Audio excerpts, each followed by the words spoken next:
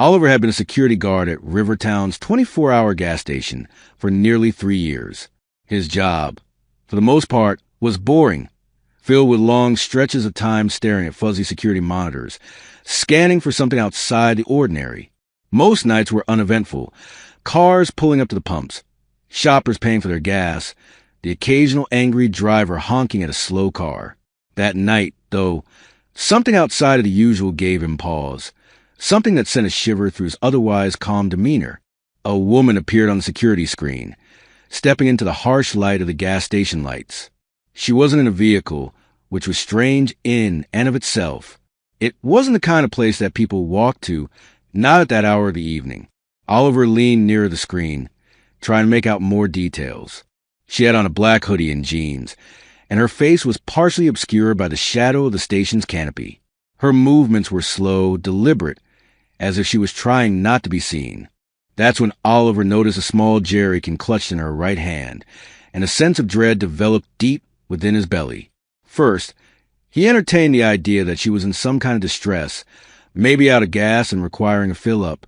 But the way she moved, the glances over her shoulder, the lingering by the pumps, suggested she wasn't your average stranded motorist. Something was off. His heart rate ticked up a notch as he adjusted the camera angle for a closer view. What was she up to? Was she waiting for someone? Or was she involved in something? He had seen his fair share of odd behavior on late-night shifts, but something in this woman's demeanor gave him the chills.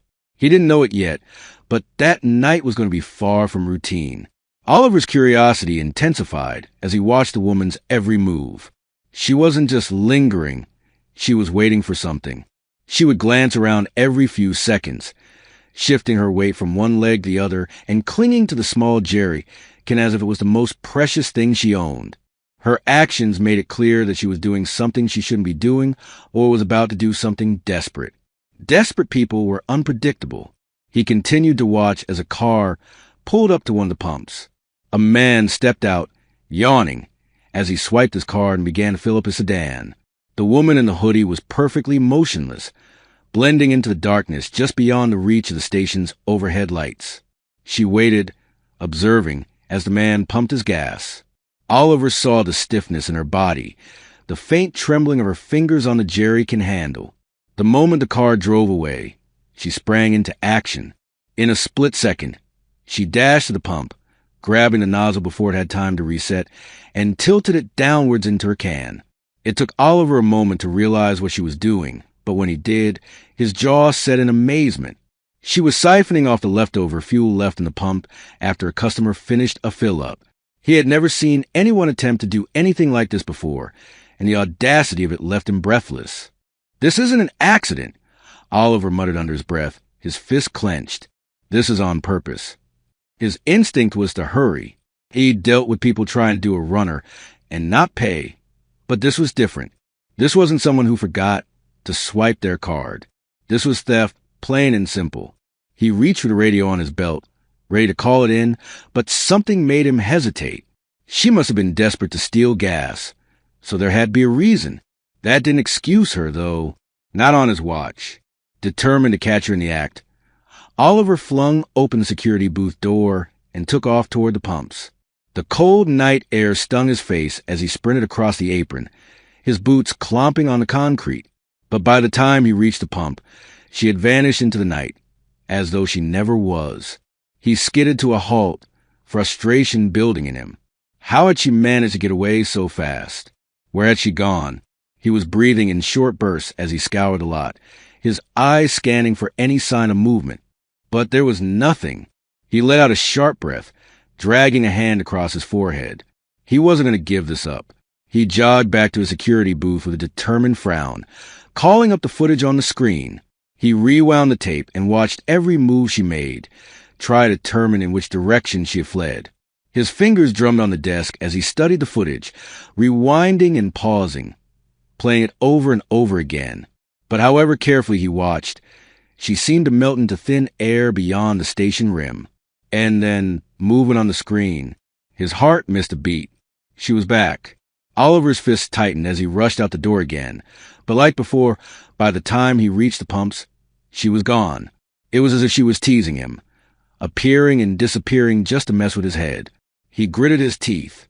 No, he wasn't going to lose her again. He needed a plan, a better one. If she wanted to play a game of cat and mouse, then so be it. But this time, he was going to be ready. Oliver realized he could not keep rushing out only to be seconds too late. If this woman was persistent enough to return time and time again, then he had to outwit her, not just chase about in circles. He had to catch her in the act, undeniable proof of her crime. With that thought in mind, he hatched a scheme. He grabbed a handheld screen from the supply closet, which he rarely used, and connected it to the station's security grid. It allowed him to monitor all the camera feeds without having to remain in the booth. He took a deep breath, stepping out onto the cold asphalt, ensuring he was out of view behind the station. The distant sound of traffic outside the lot was in the air, but Oliver's heart had only one thing in mind, waiting for her return. The seconds passed, each heavier than the last. He clutched the monitor, staring at the screen, scouring every inch of the station. The quiet made the wait even worse. And then, just when his patience was starting to run out, she appeared, like a specter coming out of the darkness. She walked toward the pumps once more, oblivious that this time she was walking straight into a trap. Oliver's heart was racing as he saw her select the same pump, quickly and deftly fitting the nozzle into her jerry can. He had her. He had all the evidence he required. Now it was time to move. He leapt from cover. "Halt right there," he yelled, racing toward her. The woman's head snapped up, her eyes wide with surprise. For a split second, she hesitated, caught off guard. But before Oliver could catch her, she wheeled around on her heel and was off, the jerrycan clutched tightly under her arm. Oliver cursed under his breath, but didn't hesitate. He dove forward in pursuit.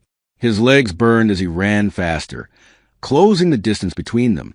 She was quick, but not quick enough. The fuel slowed her down. Oliver ran harder, jumping over scattered trash and dodging between parked cars. He was gaining on her. Just a little closer. Then she made a sharp right turn into a narrow alley. Oliver had barely enough time to react as he followed her, his shoulder brushing against a brick wall. The alley curved and twisted, barely 2 people wide. She knew this place, running like a seasoned fugitive. But Oliver was not about to let her get away. Not again. She made a last desperate dash, running into what looked like a vacant warehouse lot. Oliver didn't hesitate to follow, bursting through the entrance just in time to see her stop dead in her tracks. He stopped too, his breathing coming in loud pants. She wasn't running now. She had nowhere else to go. That's when he noticed something strange. She wasn't looking at him. She was looking beyond him, into the darkness at the far corners of the warehouse. Oliver's instincts flared. He quickly took in her surroundings, his adrenaline still pumping through his system. The warehouse seemed empty at first, another vacant husk of Rivertown's manufacturing past. But then he heard it, the noise of movement. Shadows created shapes. People emerged one at a time. They wore ragged clothes, their faces lean with exhaustion. Children clung to their mothers' sides, their eyes filled with something Oliver couldn't quite place at first, fear, caution, or something darker. A little girl, no older than 6, cautiously emerged toward the woman he had been chasing.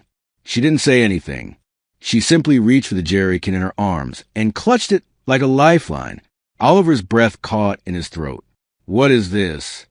Oliver managed to say, though his voice no longer had its erstwhile authority. The woman mopped her brow, panting as she gazed at him. "This," she said, gesturing around her, "is home." Oliver took in his surroundings once more. Mattresses lined the freezing concrete floor. Cooking areas were constructed from bricks and tin cans. Storage for the limited food supply had been created from discarded cardboard boxes. He had expected to be stepping into some sort of criminal hideout, a den of stolen riches. What he had found instead was something much more unsettling. A community, an entire group of human beings cast away by the city, forced to exist in the shadows. She turned to the little girl again, running a hand over her tangled hair. "Without this gas, these people have no heat. The nights are cold, and the city doesn't care. So I take it how I can." Oliver's stomach twisted. He had been out all night chasing a thief, only to discover that she wasn't stealing. She was surviving. The realization hit Oliver like a ton of bricks. He had been so focused on doing his job, on catching her, that he hadn't stopped to consider the why. Looking at the people before him, he knew there wasn't a simple answer. Yes, she had stolen the gas. But what choice had she had? He looked at the woman again. Why didn't you ask for help? She let out a bitter laugh. Ask who? The city doesn't care about us. The shelters are all full, and the government turns a blind eye. I try to get help the right way, but there is no right way when you are invisible to society. So I did what I had to do. Oliver swallowed. He had her red-handed, and still, he could not bring himself to arrest her. How could he? How could he justify removing the only means of these people not freezing death at night? He had always assumed that he believed in justice, and now he was not so sure what it was. Oliver did not sleep that night. He sat in his booth, staring at the security monitors, thinking. He knew he could not keep allowing her to steal gas. It was not sustainable. But he also knew that just walking away and doing nothing was not a sustainable option. By dawn, he had made up his mind. Later that day, Oliver approached his boss with a thought. Rather than turn Lily in, he suggested a donation drive at the station. If people were aware of what was going on, perhaps they would assist. Perhaps the community could pick up where the city had left off. It was a risk, but it was worth trying. To his surprise, his boss consented. The donation drive started small. A few signs, a donation box near the register. But the word spread quickly.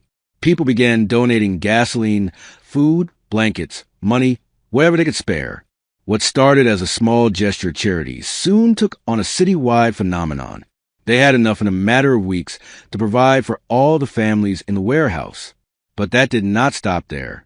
A local nonprofit group got involved, offering services to find housing and employment for the displaced families.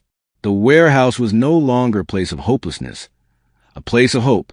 That night, Oliver stood outside the station while Lily filled a legally purchased jerry can. She looked at him, and they understood each other silently. He had set out that night to foil a thief. Instead, he had helped change fates. And for the first time in a long time, Rivertown's Forgotten had a future.